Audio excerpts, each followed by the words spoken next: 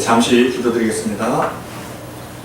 사랑과 은혜가 많으신 하나님 아버지, 주님께서 우리를 지극히 사랑하여 주셔서 우리를 지도자로 세워주시려고 또한 이렇게 모이게 하여 주시고 하나님의 말씀에 대해서 함께 묵상하고 나누게 하여 주심을 감사드립니다. 말씀을 나눌 때에 전하는 자나 듣는 자 간에 피차 간에 은혜 있는 귀한 시간 되게 하여 주시었고 깨달음이 있는 시간 되게 하여 주셔서 모든 사람에게 우리에게 맡겨주신 모든 그 족속들에게 가르쳐 지키게 하기에 부족함 없는 그런 우리 모두 될 수 있도록 성령님 도와주시옵소서. 믿사오며 우리 주 예수 그리스도의 이름으로 기도드리옵나이다. 아멘. 성경이 신약과 구약으로 되어 있죠. 네. 그런데 이스라엘에서는 유대인들은 신약을 인정을 안 해요. 왜냐하면 예수님을 한 선지자로 보기 때문에, 하나님으로 보지 못하기 때문에. 그런데 그래서 그들은 구약만 가지고, 그래서 이스라엘 유대인들에게 너희들이 그것을 구약이라고 그러면 막 화낸다는 거예요. 왜냐면 그들한테는 신약이 없으니까. 그게 전부니까. 그렇다는 거예요. 그런데 예수님께서 그 구약 성경에 대해서 하신 말씀이 있어요. 우리 요한복음 5장 39절 함께 공독하겠습니다. 너희가 성경에서 영생을 얻는 줄 생각하고 성경을 참고하거니와 이 성경이 곧 내게 대하여 증거하는 것이로다. 예수님 말씀이에요. 그런데 그 당시에는 신약 성경이 없었습니다. 예수님 때에는. 그러면 이 예수님께서 성경이라고 말씀하시는 것은 구약 성경을 말하는 거예요. 구약 성경 오래전에 기록이 되어 있었으니까 그 성경이 다 예수님에 대하여 기록한 것이다 라고 예수님이 말씀하시는 거예요. 우리가 성경을 열심히 읽습니다. 그래서 뭐 누구는 백독했다, 누구는 요한계시록만 천독했다, 이렇게 어떤 자부심을 가져요. 그런데 그냥 문자적으로 있는 것은 로고스입니다. 로고스. 이것이 우리 안에 들어와서 깨달음이 있음으로 말미암아 성령께서 조명하여 주셔서 깨달음이 있을 때 그게 레마로 되죠. 그 레마로 되면 그 깨달음에 의해서 그 말씀이 우리를 끌고 갑니다. 그래서 말씀이 우리를 인도해요. 말씀대로, 깨달음대로 우리가 행동을 하기 때문에. 우리 사람은 머리로 아는 대로 행동하지 않습니다. 마음이 끄는 대로 행동합니다. 그래서 욕심이 굉장히 조심해야 되는 이유가 뭐냐면 머릿속에 욕심이 있지 않아요. 마음에 있어요. 그래서 이 마음이 끌고 가니까 욕심에 의해서 끌려다니면서 죄를 짓는 거예요. 그래서 야고보서 1장 15절에 욕심이 잉태한 주 죄를 낳고 죄가 장성하는 사람을 낳느니라 하는 것이, 우리 인간은 마음이 끄는 대로 행동하게 되어 있습니다. 머리로는 알면서도 아는 대로 행동하지 않아요. 많은 걸 알면서도. 그래서 그러면 이 성경이 예수님께서 나에 대해서 증거하는 것이다 그랬는데 100독을 해도 200독을 해도 그냥 문자적으로만 읽으면요 예수를 찾을 수가 없습니다. 그래서 여러분들은 다른 모든 사람들을 이렇게 가르쳐 지키게 해야 할 그런 지도자들이기 때문에 이 신학을 해야 되는 이유는 그냥 문자적으로 열심히 읽어도 내용은 알죠. 내용은 홍해가 갈라졌구나, 그래서 건넜구나. 그런데 신학적으로 보면 홍해 건넌 것을 세리라고 하고, 반석을 지팡이로 반석을 치니까 물이 나왔구나. 그래서 사람은 물을 먹어야 사니까 물을 마셨구나, 광야에서. 근데 그 반석을 그리스도라고 그러고, 이러한 그 연결고리를 성경에 있는 것을 문자적으로 보면 잘 이해를 못하고 넘어가는 경우가 많이 있어요. 그래서 100독을 해도 200독을 해도 내용에 대해서는 다 알아. 요셉이 감옥에 갔다가 총리가 되고 이렇게 내용에 대해서는 다 아는데 그 안에서 예수님이 거기에 있는데 그곳을 찾기가 쉽지 않다는 거죠. 그래서 여러분들이 이렇게 가르침을 받아야 된다 하는 겁니다. 구약이 예수님께서 말씀하셨어요. 나에 대해서 얘기한 것이다.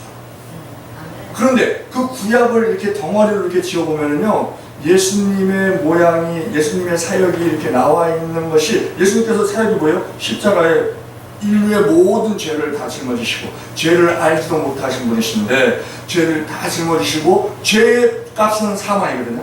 그것은 하나님께서 만들어 놓으신 공의예요. 그런데 이 땅에서는 의인 중에 의인이 없나니 하나도 없으니까 그 대속물로 쓸 사람이 없어요.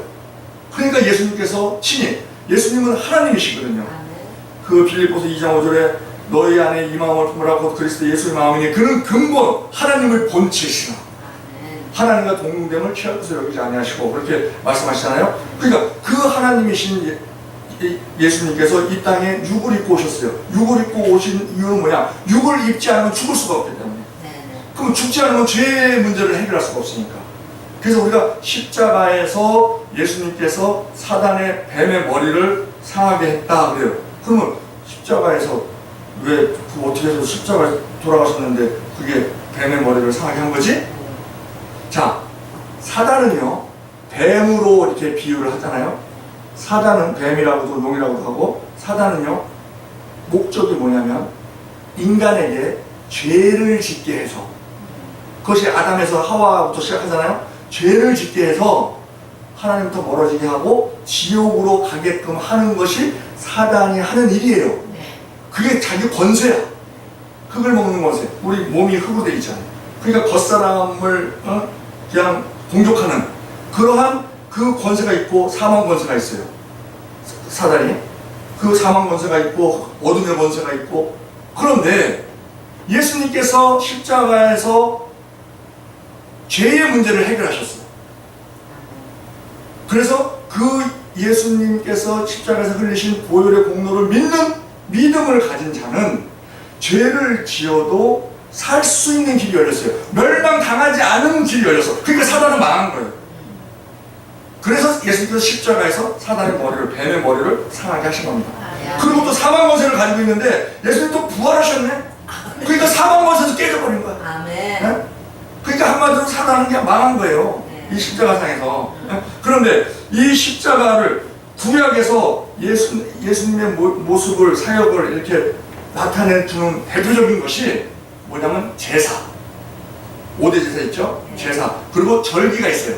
7개 절기가 있어요. 절기. 그리고 성막.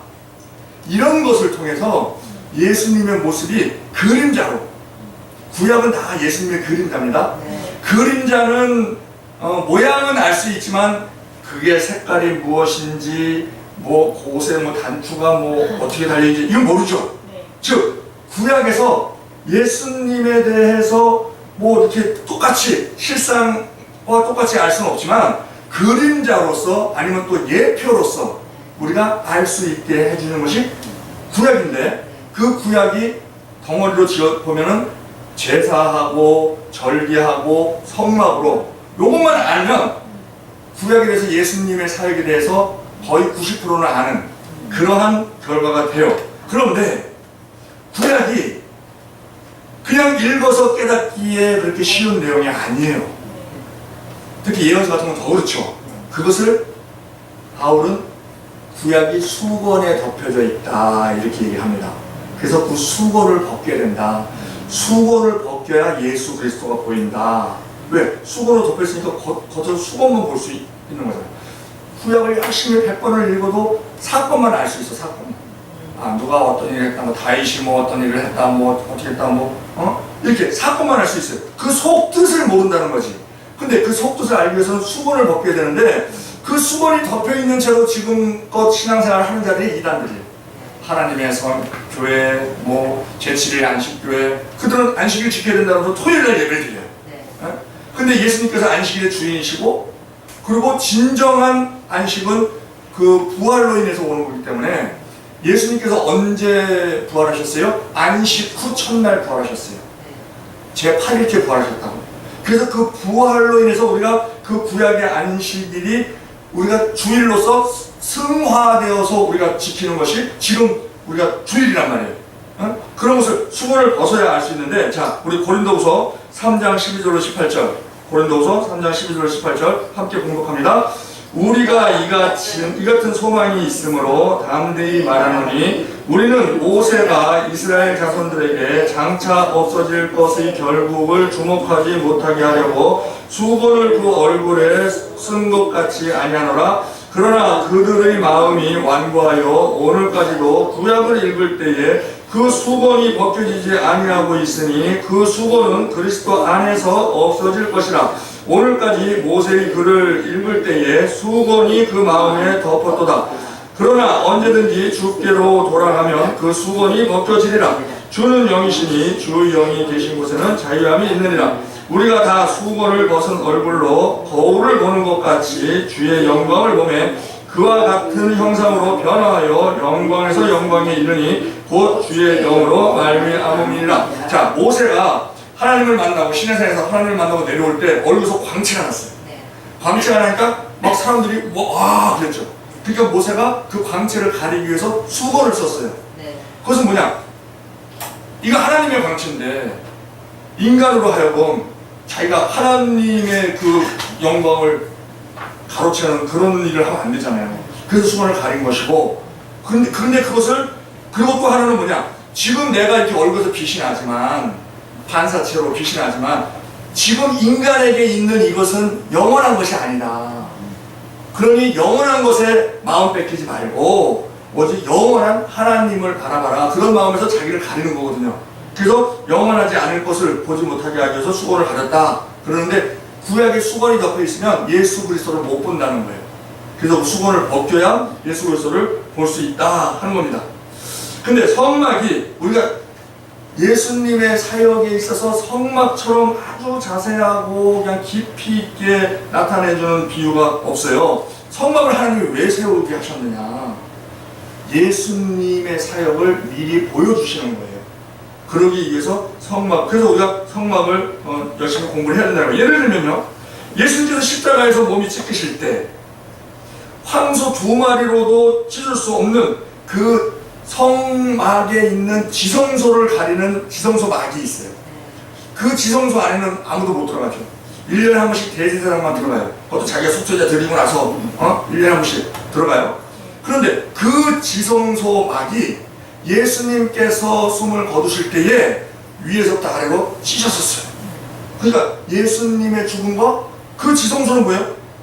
하나님을 만나는 데 있어서 아무나 못 들어갔었어. 근데 예수님께서 테텔레스타이 다 이루었다 그러시고 나서 숨을 거두실 때에 이제 누구든지 하나님께 나아갈 수 있고 하나님께 직구할 수 있고 직접 내 죄를 받을 수 있게 됐고, 또 우리의 기도에 있어서 소원이나 소망을 직접 기도할 수 있는 그러한 우리가 됨으로 말미암아 이제 지성소의 그 휘장이 의미가 없는 거예요.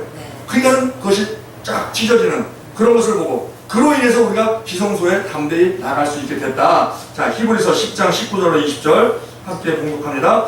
그러므로 형제들아, 우리가 예수의 피를 힘입어 성소에 들어갈 담력을 얻었나니 그 길은 우리를 위하여 휘장 가운데로 열어놓으신 새롭고 산 길이요 휘장은 곧 그의 육체니라.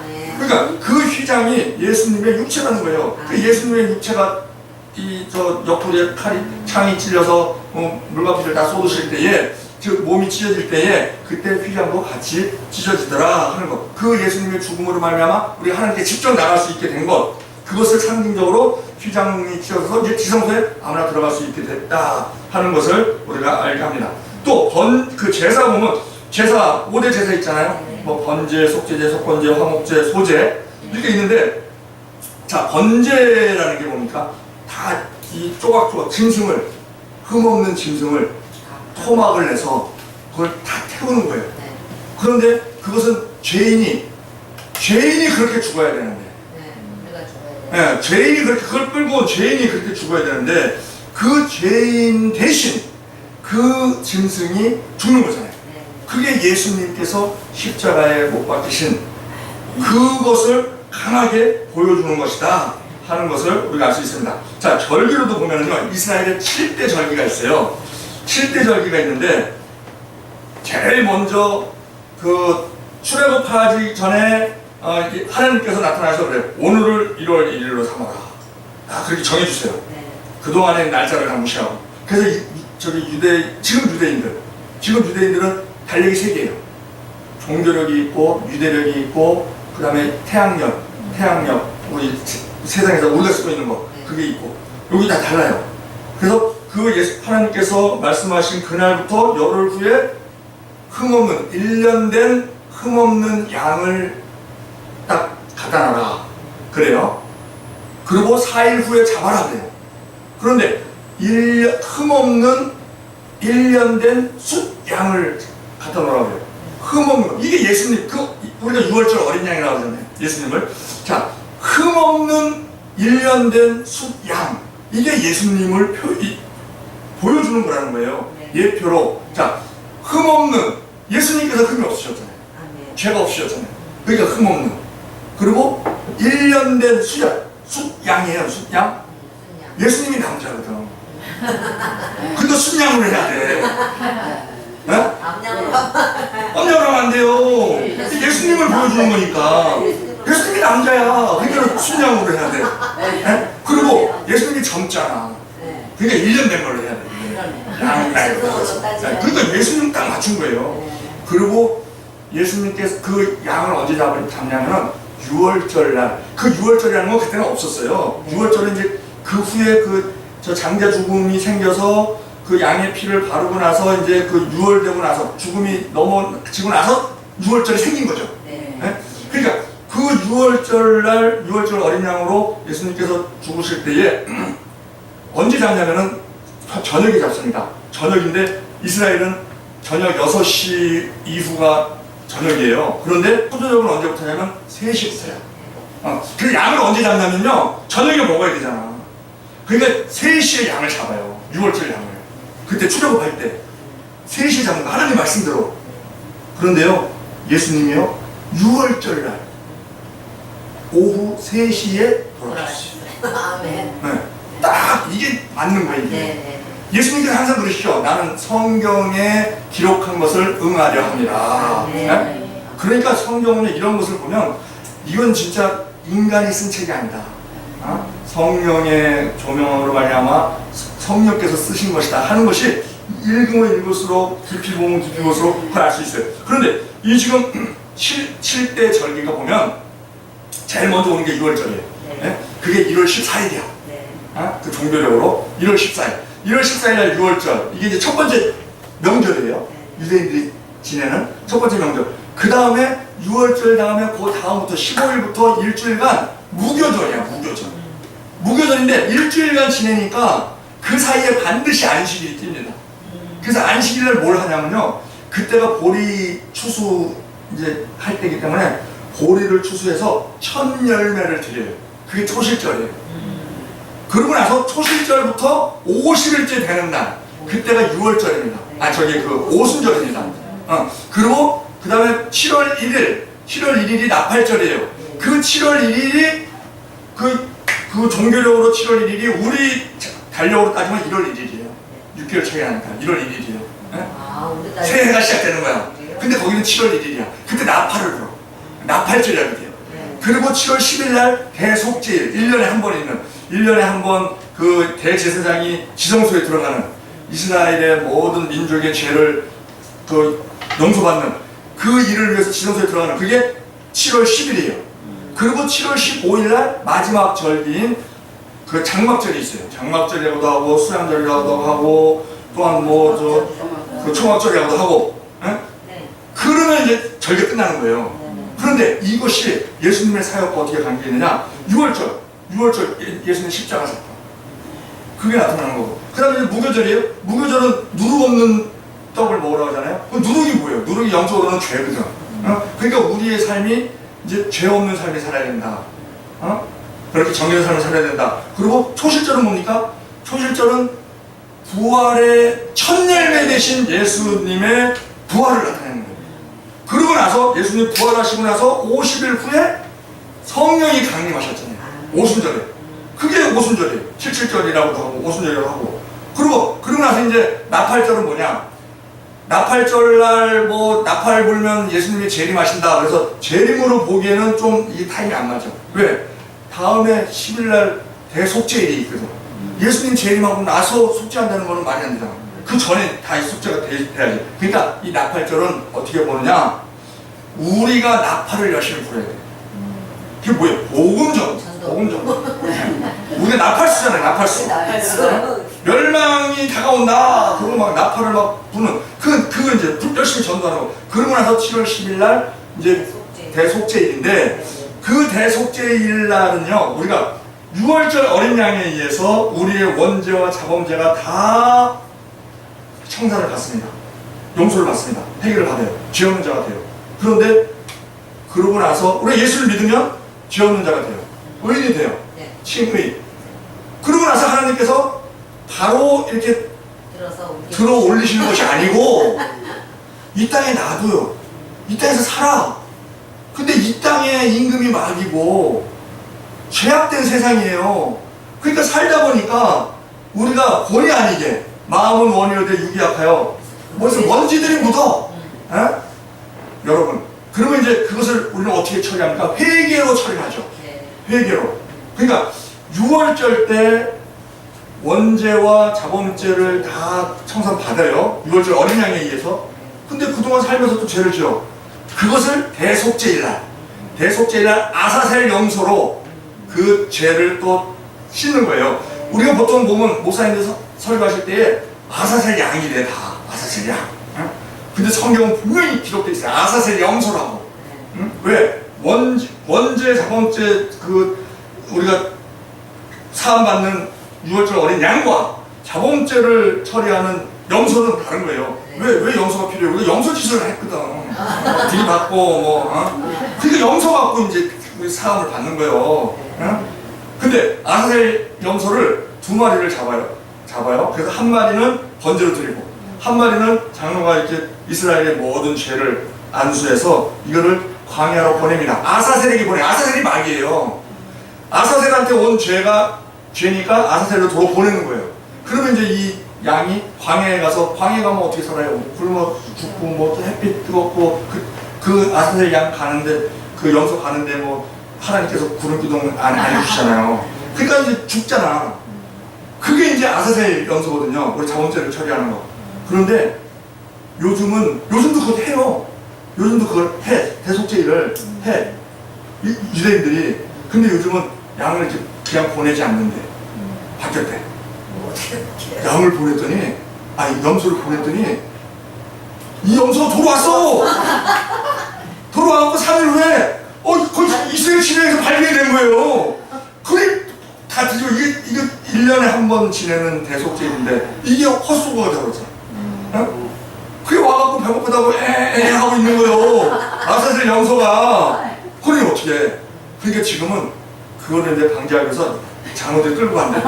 끌고 와갖고 저 광야로 가서 광야 나는 떨어져서 이제 떨어뜨린대. 근데 그냥 떨어뜨리면 또 거기서 살아나면 또 어떡해. 거기서 살아난 염소는 또 얼마나 강하겠어.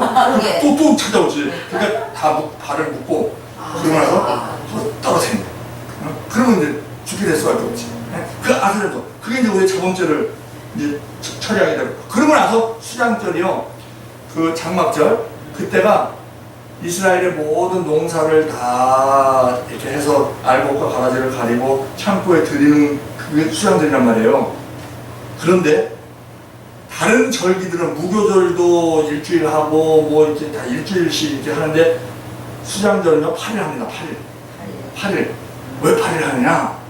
그게 마지막 절기거든요. 자, 우리가 하나님께서 그러죠. 베드로후서 3장 8절에 보면 사랑하는 자들아, 죽게는 하루가 1000년 같고 1000년이 하루 같은 이 한 가지 잊지 마라 그래요. 1000년이 하루 같은 하나님. 자, 구약 시대가요, 아담이 생기고 나서 구약 시대가 4000년이에요. 그러면 하나님한테는 4일이야.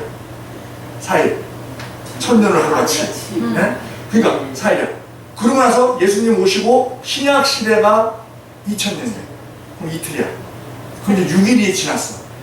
지금 이제 2000년 됐잖아요. 그러니까 6일이 지났어. 지금 우리가 말세 지말이라고 그러죠. 6일이 지났으면 그 다음 날은 뭐냐면요, 안식일이에요. 안식일. 그래서 그 다음에 오는 게 천년왕국이에요. 천년왕국. 천년이 하루잖아요. 그러고 나서 이제 무궁천국으로 백보자 심판을 하고 무궁천국으로 가는 날이 안식 후 첫날 8일째예요. 그래서 그걸 나타내는 것이 수장절을 8일을 지낸다 하는 것을 우리가 볼 수 있습니다. 자, 이제 성막을 이제 말씀드리겠는데, 성막은 우리가 이제 너무나 잘 알아요. 성막에 대해서 많은 말을 들었어요. 그런데 그것을 이제 복습할 겸 아니면 또 새로운 것을 더 첨부할 겸 해서 이제 함께 이제 나누는데요. 자, 성막이 이렇게 네모나게 생겼죠. 네모나게 생겼는데 문이 동쪽에 있어. 문이 동쪽에 있으니까는 이 우측은 북쪽이 되고 좌측은 남쪽이 되고 저 맞은편은 서쪽이 됩니다. 동쪽이 되는데 딱 성막에 딱 들어가면 성막들이 나오죠. 성막들이 나오면 거기에 번제단이 있어요. 예? 번제단에서 뭐예요? 우리 죄를 해결해, 죄. 예? 거기서 이제 번제 드리는 거잖아요. 속죄도 드리고 짐승을 태워서. 그러고 나서 번제단이 지나면 물두멍이 있습니다. 다른 것은 다 사이즈를 하나님이 정해주셨는데 물두멍은 사이즈를 안 정해주셨어. 크면 클수록 좋아. 번제단에서 나의 원죄와 그 십자가의 예표거든요. 이 번제단이 나의 모든 그 원죄와 자범죄를 다 거기서 해결받아요. 그런데 성소에 들어갈 때 성소가 따로 있잖아요. 성소에 들어갈 때 거기서 걸어가는 사이에도 우리 마음속에 죄를 지을 수 있어요. 미운 어떤 사람 갑자기 떠올라갖고 그 미운 놈 그놈 죽지도 않네 이런 그런 말이 있을 수 있잖아요. 그럼 죄잖아요. 네. 죄 있는 상태에서 성거에 들어가면 안 되잖아. 그래서 물통에 손을 씻는 거예요. 씻고 들어가는 거예요. 예? 씻고 딱 들어가면 우측에 진설병상이 있어. 그리고 떡상이 있고 왼쪽에 등불이 있어요. 그리고 가운데 그 분향단이 있어. 향을 피우는 분향단이 있어. 그리고 거기에 이제 막이 있고 거기 그 막을 지나면 지성소가 되죠. 지성소에는 법궤가 있죠. 법궤 안에는 십자가 두 돌판이 있고 아론의 쌍난 지팡이가 있고 만나 담은 항아리가 있고 그렇게 있어요. 그런데 우리가 이 번제단에서 십자가에서 우리의 원죄와 우리의 모든 자범죄를 다 해결받습니다. 그런데 그 자범죄를 해결받는 데 있어서요, 과거에 지은 죄, 지금 현재 지은 죄, 미래에 지을 죄까지 다 사함받아요. 아멘. 그런데 아니 미래에 내가 무슨 죄를 지을지 어떻게 알아? 그리고 미래에 지을 죄까지 다 사함받으면 우린 뭐 막 죄 지어도 되겠네? 그러면 안 된다는 거죠. 근데 왜 미래에 대한 죄까지 사함을 받느냐? 자, 지금 우리가 2013년이죠. 지금 우리 살고 있죠. 그런데 앞으로 한 30년 후에 30년 우리 더 살게 돼 있잖아요. 네. 응? 우리가 지금 천국의 여권은 나왔는데 천국 비자가 아직 안 나왔어. 비자가 있어 들어가거든. 그게 이제 그때까지 이제 살아요.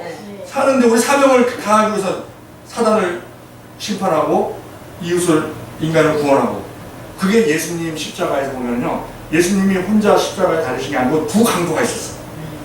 다들 뭐 이 낙원에 간 강도를 우평강도라고 그러는데 성경에 우평강도라고는 안 나와요. 그런데 이제 예수님께서 오른편에는 양, 왼편에는 염소, 그 양은 이제 저 천국 가고 염소는 지옥 가고 하니까 이제 우평강도 그러는데, 어쨌든 예수님 양쪽에 강도가 있었어요. 그것을 뭘 보여주느냐? 한쪽 강도는 구원을 받았어. 한쪽 강도는 구원을 못 받았어. 그것이 예수님 사역의, 십자가 사역의 인간 구원과 사탄 심판이 같이 이루어졌다는 걸 보여줘요. 왜 사망것을 깨뜨리는 그 일로 인해서 사탄 심판이 같이 이루어져요. 그것이 이쪽 강도가 멸망받는 거예요. 그리고 인간 구원, 강도들이 여태까지 하고 그러고 나서 구원 받잖아요. 너는 나와 함께 낙원에 있으리라. 그러면서 그것이 인간 구원을 나타내는 거거든. 그러니까 우리의 모든 죄, 자, 우리가 지금 살고 있는데 30년 있다가 이제 부르심을 소천될 때에 그때 그 30년간 죄를 지었겠어 안 지었겠어요? 죄 짓지. 그러면 그 30년 후에 우리가 그 죄의 문제를 어떻게 해결해요? 회개로 해결하지. 그러면 지금으로 보면 미래야. 근데 그 당시에 보면 뭐예요? 다 과거야. 그러면 그 모든 게 다 용서받잖아요. 그러니까 지금 상태에서 보면 그때 있는 거를 미리 바라보면 우리가 미래에 지을 죄도 다 사함 받는 거예요. 왜? 그때 가서 우리가 해결을 할 거니까. 그런데 하나님은 속지 않으시는 분이기 때문에, 마음의 중심을 보시는 분이기 때문에, 나는 죄 지어도 회개 안 돼, 이거는 회개 안 돼. 왜? 하나님이 만원의 여김을 받지 아니하시거든. 아멘.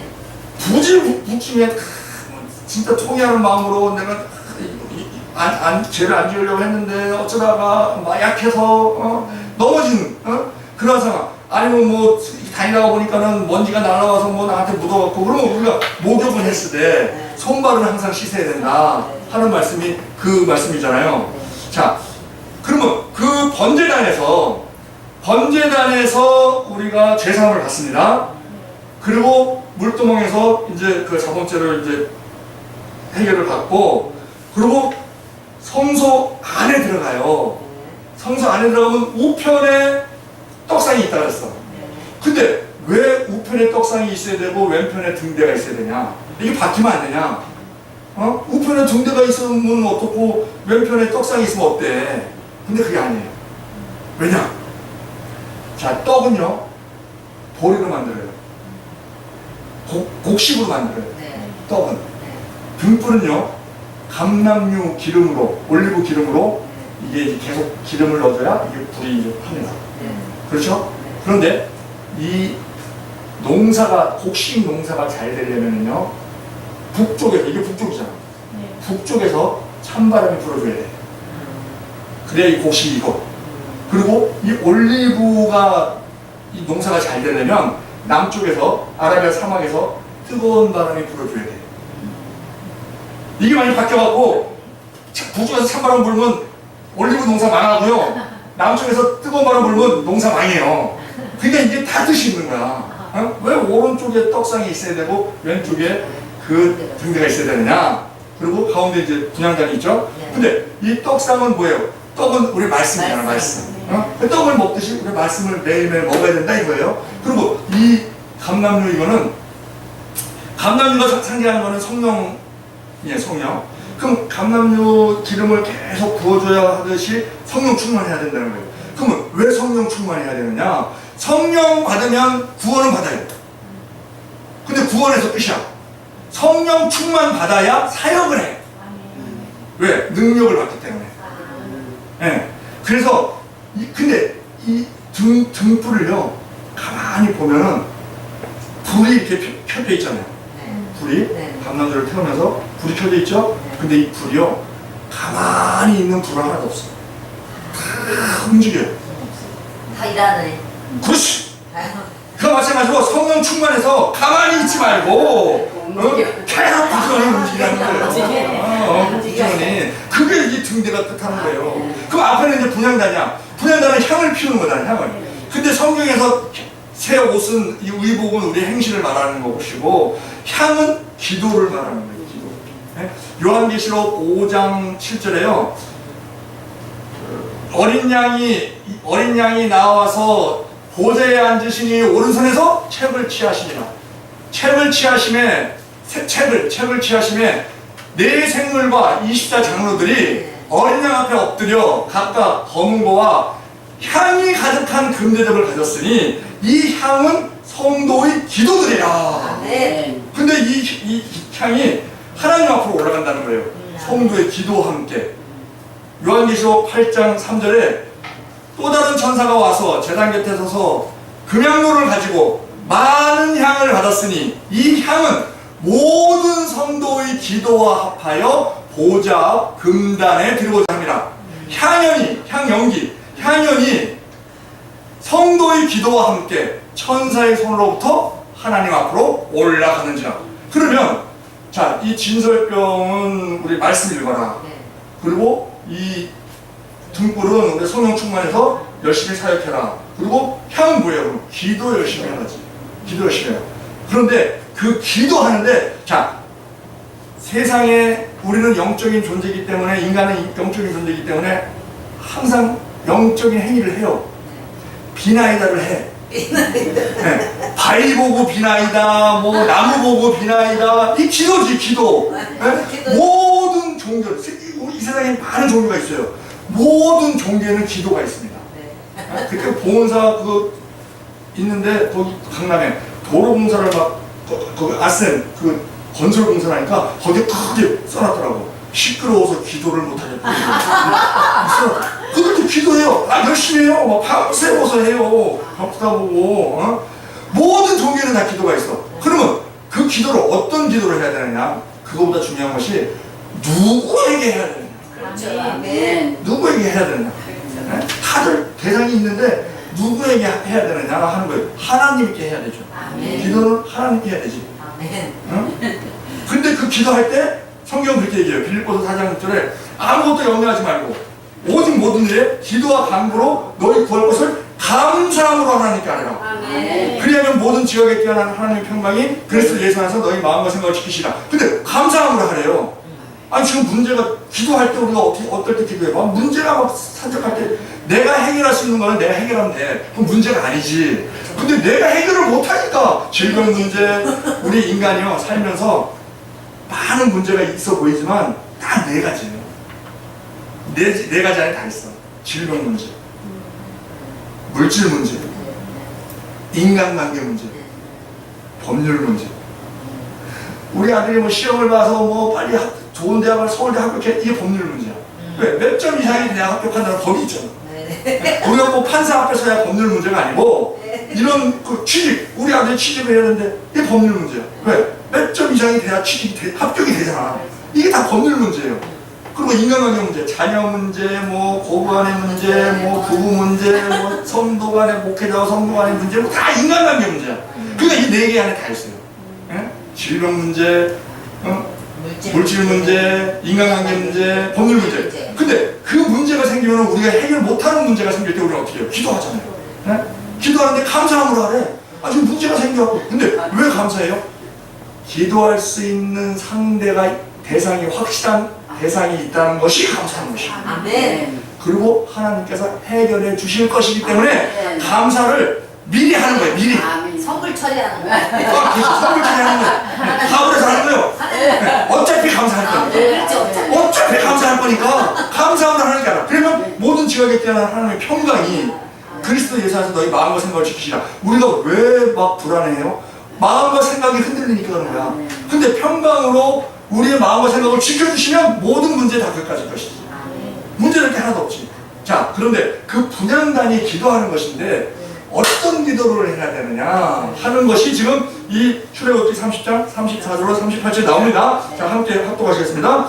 여호와께서 모세에게 이르시되 너는 수압향과 나감향과 풍자향의 향품을 가져다가 그 향품을 유향에 섞되 각기 같은 분량으로 하고 그곳으로 향을 만들되 향 만드는 법대로 만들고 그곳에 소금을 쳐서 성결하게 하고 그 향 얼마를 곱게 찌어 내가 너희와 만날 회막한 증거계 앞에 두라. 이 향은 너희에게 지극히 거룩하니라. 내가 여호와를 위하여 만들 향은 거룩한 것이니 너희를 위하여는 그 방법대로 만들지 말라. 냄새를 맡으려고 이 같은 것을 만드는 모든 자는 그 백성 중에서 끊어지리라. 자, 향을 만들어서 하나님께 드리는 것인데 이 향이 뭐 소합향, 또 나감향, 풍자향 이것도 섞어서 또 거기다 유향을 섞어서 이게 아주 좋은 냄새가 나는 거예요. 근데 그것을 자기가 그것을 냄새를 즐기려고 만들지 말라는 거예요. 네? 이건 뭐냐? 기도할 때에 나만을 위해서 기도하지 말라는 거야. 자, 그러면 나를 위한 기도, 다 나를 위한 기도 하잖아요. 다 내 기도지. 내가 지금 급하니까, 내 부가 석자니까 다 내 기도지. 그런데 우리가 의식적으로 그걸 하나님 편에 하는 기도로 바꿔야 돼요. 예를 들어서 내가 지금 17평짜리 다세에서 사는데, 빌라에서 사는데 답답해. 나도 30평짜리 아파트에서 살고 싶어. 근데 아파트는 너무 비싸. 근데 내 힘은 안 돼. 그 하나님께 기도하는 거야. 하나님 전능하시니까. 하나님, 저희 장막이 너무 좁아요. 불편해요. 그러니까 아파트를 주시옵소서. 30평짜리 아파트를 주시옵소서. 이건 자기 기도야. 그렇죠. 에? 그런데 아파트는 갖고 싶어. 그러면 하나님 편에 기도를 해야 돼. 어떻게 해야 되느냐? 하나님, 저희 이 17평짜리 여기서요 구역 예배를 드리는데요 너무 좁아요. 너무 좁아요. 너무 불편해요. 넓은 데서 구역 예배 드리고 싶어요. 그러니 아파트 주세요. 그러려면은요 말장난이 아니고 그러려면은 진짜로 이 17평짜리 다세대를 좁게 만들어야 돼. 그렇죠. 사람을 한 서너 명 데리고 예배하는 게 좁아요? 한 30명 막 전도하고 막 구순해서 30명을 만들어야지. 30명이 와서 예배드리면 좁지. 예? 안방에 한 15명 있고 거실에 뭐 한 10명 있고 막 이게 될 거 아니에요. 그 하나님 보셨죠? 너무 좁아요. 너무 좁아요. 그러니 넓은 데를 이렇게 해야지. 그게 하나님 편에 하는 기도예요. 근데 그 어쨌든 아파트는 내가 생기잖아. 아파트 주시면 내 거잖아. 그런데 우리가 하나님을 위해서 지금 우리가 촛대에서 볼 수 있듯이 부지런히 움직여야 된다는 거예요. 히스기야가 15년 연장받을 때 머리를 벽을 쳐다보면서 뭐라고 기도해요? 하나님, 제가 하나님을 위해서 한 것이 있잖아요. 그걸 기억하여 주셔서 내 생명을 연장해 주세요. 뭔가 한 게 있어요. 근데 뭘 해요? 그 히스기야가 종교개혁을 했거든요. 그 중에서 대표적인 게 느후수단이라고 그 모세의 그 광야에서 그 노뱀을 장대에 다른 거, 그것이 이제 계속 신성시 됐어요. 네? 신성시하고 쭉 오면서 그걸 막 섬기는 거예요, 사람들이. 그러니까 히스기야가 뭐라 하냐면, 이건 느후수단이다. 이건 노조각일 뿐이다. 부셔버려라. 가루로 만들어라. 그래갖고 물에 뿌려라. 이걸 했거든요. 그러니까 하나님을 위해서 한 거잖아. 그러니까는 하나님, 제가 하나님을 위해서 한 게 있잖아요. 진심과 진심으로, 진정으로 한 일이 있잖아요. 그러니까 그걸 기억하셔서 나의 수명을 늘려주세요. 우리도 기도할 때, 뭘 바랄 때, 우리가 뭘 하면 얼마나 하겠어요. 그런데 우리가 할 말이 있어야지. 아니, 최종적으로 하나님께서 너는 뭐 하다 왔냐? 그럼 뭐라 그럴 거야? 뭘 하다 왔다고 얘기를 해야지. 열심히 뭐 전도했어요라든지 뭐 예배에 목숨 걸었어요라든지 뭐 성경이 있는데 아주 그냥 저는 아주 목숨 걸었어요라든지 뭐 한 게 있어야지. 그냥 글쎄요 뭐 했던가 이러면 안 되지. 놀다 온 것 같은데 이러면 안 되지. 뭐 치매 다니고 더 놀다 오고 이러고. 요즘 치매가 아주 다 이렇게 문제인데 치매가 유행병이. 그 치매냐 건망증이냐 분별하는 법이 있대요. 누가 이렇게 핸드폰을 안 갖고 왔어. 그래서 옆에 사람이 핸드폰 어딨어요? 그러면 아차 안 갖고 왔네? 이건 건망증이야. 근데 치매는 어떠냐? 그 핸드폰 왜 안 갖고 왔어요? 그러면 치매는요 핸드폰이 뭐야? 이 치매야. 치매는요 과거를 잊는 게 아니에요. 지금 현재 게 안 들어오는 거예요. 지금 현재 게. 과거 건 잘 기억하고. 과거 때 같아요. 근데 지금 현재 게 안 들어오니까 자꾸 했던 말도 하고 또 한 걸 모르고 또 안 했다 그러고 밥 금방 먹고도 안 먹었다 그러고 며느리한테 뭐 저것이 나를 굶겨주려고 그러고 막 그러는 거예요 막. 그 며느리들은 시어머니 앞에서 절대 상추쌈 먹으면 안 돼요. 왜냐면 상추를 먹으면 입이 뿔룩해갖고 눈이 작아져. 그럼 저것이 이렇게 작아지냐. 그게 혹시 여러분들은 며느리가 그렇게 먹더라도 아주 상추 때문에 그런 거지 날 때려보는 게 아니다 하는 걸 보면 분별을 잘해야 돼요. 분별. 자 여기 보면은요 나감향, 자 소합향이 있고 나감향이 있고 풍자향이 있고 거기에 유향을 섞으래요. 우리가요 기도할 때 소합향 기도를 해야 되고요, 나감향 기도를 해야 되고요, 풍자향 기도를 해야 되고요, 유향 기도를 해야 됩니다. 그런데 그 기도가 뭐냐? 소합향은 치료제예요, 치료제. 이게 바르면, 피부에 바르면 치료가 돼. 즉, 우리가 치료하는 기도를 해야 돼. 나도 치료받고, 상대편 다 치료할 수 있는 그런 기도, 그게 소합향 기도예요. 하나님의 은혜를 구하는 기도. 그게 소합향 기도야. 그리고 나감향은 조개 껍질을 갈아서 이 불에 구워서 향을 내는 거예요. 그럼 뭐냐? 나 자신이 갈아줘야 돼. 자기 부인이 확실하게 돼야 돼. 내가 주인이 되니까 사단이 나는 거예요. 예? 그래서 그게 중요한 말씀이기 때문에 마태복음 16장 24절, 마가복음 8장 34절, 누가복음 9장 23절 똑같은 말씀. 예수께서 무리와 제자들에게 이르시되 아무든지 나를 따라오거든 자기를 부인하고 자기 십자가를 지고 나를 쫓을 것이니라. 자기 십자가는요 고통입니다. 그런데요 십자가는요 나를 위해서 지는 게 아니에요. 예수님은요 예수님을 위해서 십자가 지신 게 아니에요. 다른 사람을 위해 지는 거예요. 그런데 다른 사람을 위해서 고통스러운 일을 하려면 어떻게 해야 돼? 내가 죽어야지. 자기 부인이 돼야지. 그것이 나감향, 조개를 가루를 만들어서. 우리가 5대 제사 중에서 소제가 있습니다. 소제. 그러면 곡식을 드리는데 그 소제는 화목제랑도 섞어서 드리고 속건제랑도 섞어서 드리고 속제랑 섞어서 드리고 번제도 이렇게 섞어서 드려요. 근데 그 소제가 뭐예요? 곡식을 갈아서 만드는 거예요. 고운 가루. 곡식을 갈아서 만드는 것이 소재란 말이에요. 그와 마치 그것처럼 우리가 갈아져야 돼. 그게 나감향 기도입니다. 나감향 기도. 내가 살아있으면 안 돼. 그리고 풍자향 기도는 뭐냐? 풍자향은요, 이 향이 굉장히 진해. 그래서 짐승들을, 곤충들을 근접하지 못하게 한대. 그러니까 우리가 쫓는 기도. 내 안에 독이 있을 때, 내가 막 억울한 소리를 들었다, 내 안에 미운 마음이 있다, 이게 다 쫓아내야 돼. 쫓아내야 되고, 사단이 우리한테 생각 집어넣고, 막 집어넣고, 자, 요한복음 13장 2절에 마귀가 벌써 시몬의 아들, 가룟유다의 마음에 예수를 팔려는 생각을 넣었더니 그러잖아요. 사탄은 우리에게 계속적으로 막 가라지를 뿌려요. 우리 마음에. 왜? 사람이 마음에 끄는 대로 움직이니까. 마음에다 뿌려요. 그럼 그걸 다 쫓아내야지.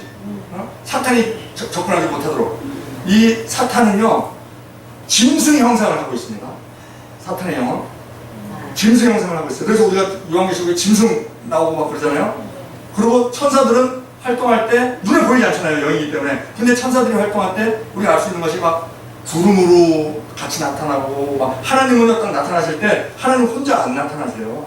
천사 천군들을 이렇게 거느리고 나타나시지. 그래서 거기에 나타난 증상이 뭐예요? 막 구름이 막 자욱하고 막 번개가 치고 막 이것이 천사들이 움직이는 것을 나타내 주는 거예요. 그런 자연현상이, 우리는 자연현상이라고 하지만 그렇게 나타내는데, 자, 그러면 우리가 이 짐승을, 나간 향이 진해서 곤충도 쫓아내고 해충도 쫓아내고 짐승도 쫓아내요. 그와 마찬가지로 우리가 대접 기도를 해야 된다는 거지. 풍자향. 네. 풍자향은 우리가 대접 기도라는 거예요. 소합향은 치료를 위한 기도, 그러니까 은혜를 구하는 기도, 그 다음에 나감향은 나 자신을 가로대는, 헌신하는 그러한 기도, 그리고 풍자향은 대접 기도. 네? 자, 짐승들이요, 싫어하는 게 또 뭐가 있냐면, 쇠가 있어, 쇠. 금속을 싫어한대요. 금속 소리도 싫어하고, 맞아요. 금속 소리가 날카롭잖아요. 그 냄새도 싫어하고, 그래서 금속이 있는 데는 안 온대. 이 짐승들. 그러니까 우리 조상들이 그거를 어떻게 이용했냐면, 신부가 시집을 가는데, 가마 타고 시집을 가는데 막 산 넘고 막 물 건너 가잖아요. 그러면 산 넘어 가다 보면 호랑이 나타날 수 있잖아. 그러면 호랑이 나타나면 어떻게 해? 그러니까는 그 가마에다가 방울을 다는 거야. 딸랑딸랑 소리 나게. 그럼 호랑이가 안 온다는 거야. 호랑이가 소를 잡아먹어요, 소. 그럼 소가 제사먹으로 이러잖아. 그러면 소를 이러면 안 되잖아요. 밤에. 그래서 그 소를 공격하지 못하게 방울을 다는 거야, 방울. 놋방울을 다는 거야. 움직일 때마다, 소가 움직일 때마다 딸랑딸랑. 그러니까 호랑이가 배가 고파도 이렇게 소를 타면 나는데 쳐다보면 딸랑딸랑 소리가 나는 거야. 저게 뭐지? 그래서 접근을 못 하는 거예요. 그래서 방울 달아. 그렇죠. 네. 그거 호랑이 오지 말라고. 그거 폼이 아니에요. 그거 왜 달아놨겠어? 그리고 그 절이 산에 있잖아요, 산에. 밤 되면 늑대가 나타날 수도 있고, 또 호랑이 나타날 수도 있고, 그러니까 풍경을 달아놓는 거예요. 바람에 그냥 흔들리면서 부딪히면서 딸랑딸랑 사방에다가. 그 짐승 오지 말라고. 우리가요, 사탄의 영은 우리가 짐승의 형상으로, 짐승의 영으로 그렇게 이제 우리가 많이 비유를 하는데, 무당들이요, 구술할 때 어떨 때 구술하냐면, 이 집안이 뭐 안 돼, 뭐가. 뭐 자식이 뭐 병에 걸리고 뭐가 죽고 뭐 사고가 나고 뭐 그럴 때 안 믿는 사람들은 구술해요. 그 구술하는 이유는 뭐냐? 해코지하는 귀신이 있다는 거야. 그 해코지하는 귀신을 쫓아내야 돼. 그래서 무당들한테 반드시 있는 게 뭐예요? 방울이에요, 방울. 방울 열심히 힘들어요, 막. 이걸 쫓아내는 거야, 이걸 방울. 그 짐승 형상을 하고 있는 귀신이 금속 소리를 싫어하고, 그걸 막 흔드는 거야. 그게 다 이유가 있는 거야, 이게. 네. 왜? 지금 그 타락한 귀신들이 지금 옛날 천사들이었잖아요. 하나님이랑 같이 있었어요. 그러다가 루시퍼를 따라서 3분의 1이 꼬리에 말려갖고 온 거 아니에요. 그러니까 하늘의 비밀을 다 알아, 이 천사들이. 왜? 그때 같이 있었으니까. 그러니까 거룩한 천사 3분의 2, 타락한 천사 3분의 1, 그 타락한 천사들이 다 알아요. 알기 때문에 우리가 그 물고기가 물질을 상징하는 걸로 이제 그렇게 표현이 되는데, 하나님께서 우리 인간을 만드시고 인간에게 그러셨어요. 공중의 새를 다스려라, 또 땅에 기는 모든 것들을 다스려라, 물속에 있는 물고기를 다스려라. 근데 우리가 어떻게 다스려? 만약에요 인간이 짐승을 다스릴 수 있을 정도 되면요 다 멸종했지. 호랑이까지 저거 박제 만들어야지. 호랑이 일로와 일로와 일로와. 이거 꿇어 엎드려. 내가 팔을 칠 테니까 죽어줘. 저 다스리니까 그러면 멸종 짐승들 다 없어져. 좀 생기대가 좀 좋다 그러면 다 없어져. 좀 이쁜 건 박제해다 놓고 아, 그렇지. 근데 뭐 독수리 멋있는 거야. 일 내려와, 일 내려와. 내가 너 박제 만들게. 그러고 목표 들고. 그럴 거 아니에요. 그러니까는 이것을 영적으로 볼 때 그 인간은 아니죠. 육지에 있는 동물들은 인권. 왜냐면은 우리가 사람을 표현할 때요. 저 돼지 같은 놈, 저 여우 같은 놈, 곰 같은 놈, 호랑이 같은 놈. 이게 동물을 비유해요. 사람을. 그리고 실제로 성경에서도 헤롯을 여우라고 그러고, 예수님도 애굽의 바로를 악어라고 그러고, 막 그렇게 얘기하거든요. 그래서 그거는 인권, 인권. 그리고 공중의 새, 이거는 영권. 왜? 새가 마귀로 나옵니다. 마귀로. 이 땅에 떨어진 그 씨를 길가에 떨어진 씨를 누가 먹어요? 새가 먹어요. 그리고 예수님께서 그래요. 새는 마귀라고. 그러니까 또 공중권세 잡은 자가 누구예요? 그게 사탄이야. 그러니까 새를 다스리는 것은 영권. 그리고 물고기를 다스려라. 이거는 물권이라는 거예요. 그런데 이게 왜 물권이냐? 사람이요. 옛날에 지금은 뭐 과학이 많이 발전했지만 옛날에 1차 산업 때 농업, 뭐 이런 거 할 때 그때요 어촌이 제일 잘 살았어요. 네? 어촌이 제일 잘 살았고 지금도 음식만 먹으려면 일식집이 제일 비싸. 그래서 그 물고기가 물건하고 자 봐봐요. 예수님께서 성전사를 낼 때 애들한테 뭐라 그러냐면요, 가서 호수에 낚시를 던져서 제일 먼저 올라오는 고기 입을 열어라. 그러면 거기에 한 세겔이 있을 것이니 그걸 가지고 와서 성전사가 반 세겔 시키니까 너와 나의 성전사를 내라. 물고기 입을 열어서 돈을 가져오라는 거예요. 그러니까 돈하고 물고기하고 관계가 있구나. 저 나무에서 따라 뭐 이게 아니야. 저 무화과에서 착착 보면 저 돈이 걸려 있을 것이다. 뭐 이게 아니야. 저 땅을 파봐라. 그러면 거기 있을 거지. 이게 아니야. 물고기 입을 그러니까 그걸 귀신이 알아요. 그래서요 개업집에 가면 안 믿는 사람들 개업집에 가면요 부고를 문에다가 매달아요. 돈 들어오라고. 왜 다른 생선은 못 매달잖아. 빈대니까. 바싹 마른 부고를 거기다 그건 계속 놔도 되니까 그걸 다 걸어놓는 거예요. 그런 식으로 우리가 이 영적인 의미를 잘 알아야 되는데, 자, 이 풍자향이 쫓는 거란 말이에요. 그리고 유향은요 약방의 감초처럼 모든 향과 다 잘 어울려요. 그러니까 즉 유향의 기도는 뭐냐면 모든 사람과 화목하는 기도. 그런 기도를 우리가 유향의 기도로 그렇게 드려야 된다 하는 겁니다. 이제 자, 그래서 물두명 이제 그 성소에 들어가는데, 성소에 들어가고 그다음에 지성소에 이제 들어가면 거기에 법궤가 있어요. 법궤에 그 법궤를요 조각목으로 만들어라 그래요. 조각목으로. 그 조각목이 뭐냐면 아카시아 나무입니다. 근데 이 아카시아 나무는요, 아카시아 나무 있는 데는 다른 나무가 자라지 못해. 그리고 이게 막 지멋대로 자라갖고 이 아카시아는 다른 걸 만들지도 못해. 그게 우리의 모습이에요.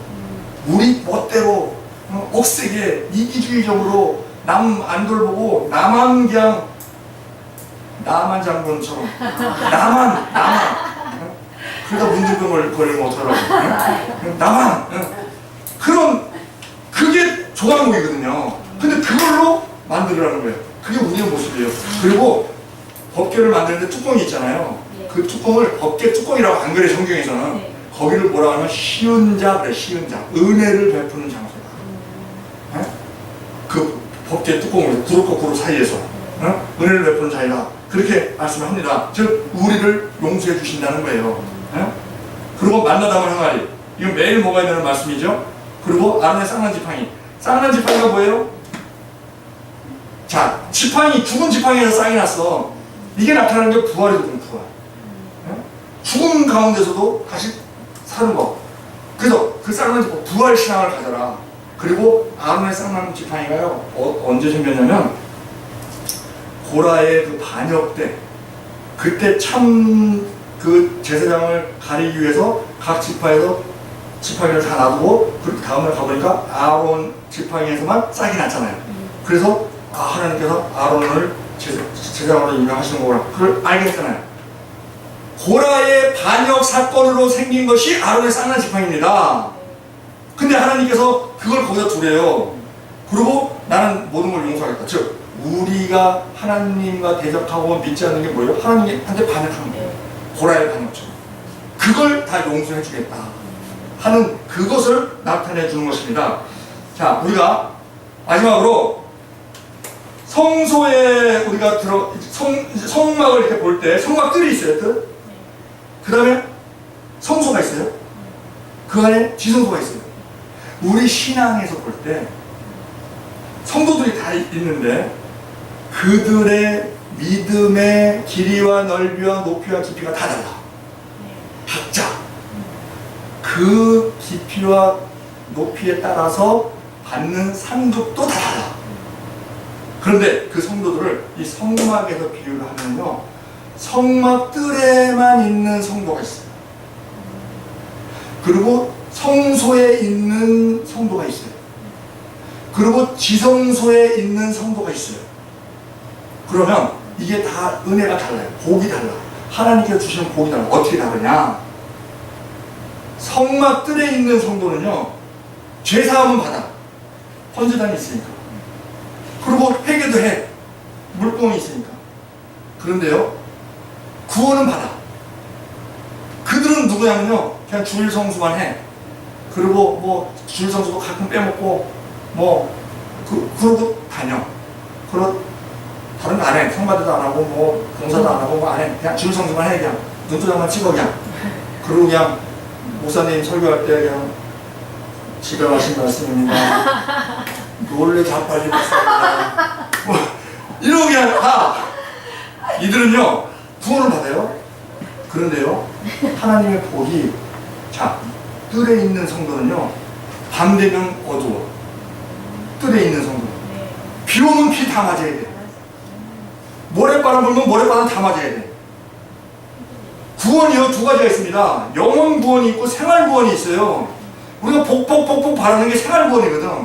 구원, 영혼 구원을 받았으니까 계속 다고 하는 게 생활 구원이에요. 생활이 힘들다는 거지. 이 고난에서 건져달라는 거지. 근데 그 생활 구원인데 이 뜰에 있는 마당 뜰만, 성전 뜰만 갖고 다니는 성도는요 생활 구원이 없습니다. 밤 되면 어둡고 비 오면 비 맞고 다 해야 돼요. 그런데 성소에 들어가 있는 성도, 이 믿음 수준이 성소에 들어가 있는 성도는요 비 와도 비 안 맞아. 바람 불어도 바람 안 맞아. 밤이 와도요 등불에서 불이 딱 켜져 있어갖고 안 어두워. 생활이. 예? 그리고 배고프면 진설병 먹으면 돼.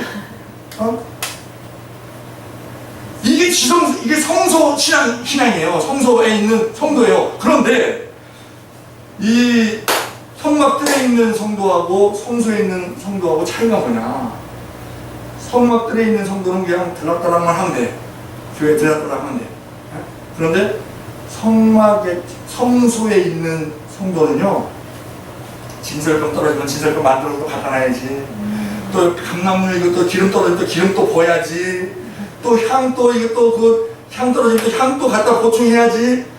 즉 말씀 열심히 읽어야지. 열심히 사역해야지. 또 기도 열심히 해야지.